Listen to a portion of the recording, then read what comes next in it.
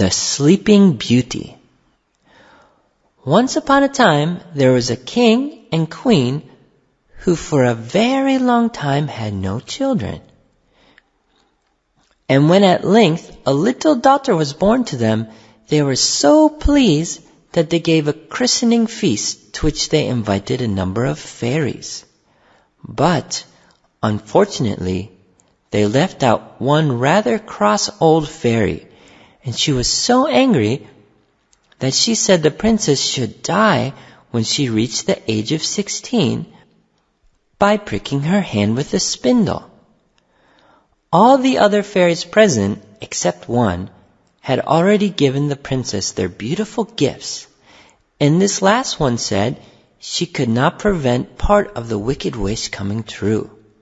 But her gift should be that the princess should not really die, but only fall into a deep sleep, which should last for 100 years. And at the end of that time, she should be awakened by a king's son. It all happened as the fairies had predicted.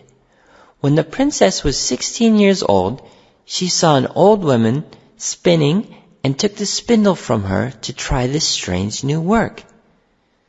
Instantly she pricked her hand and fell into a deep sleep, as did everyone else in the palace.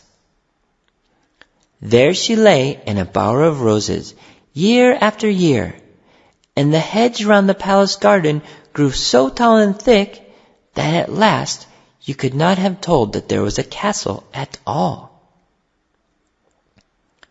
At the end of the 100 years, a king's son heard of the castle and the enchanted princess who lay asleep there, and determined to rescue her.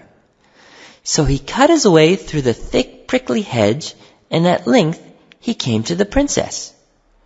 When he saw how lonely and how sweet she looked, he fell in love with her, and stooping, kissed her lips. At once she awoke, and with her the king and queen and all the courtiers, who had fallen asleep at the time. As the princess was as much taken with the prince's appearance as he was with hers, they decided to be married. And so the wedding was celebrated the same day with great pomp and ceremony.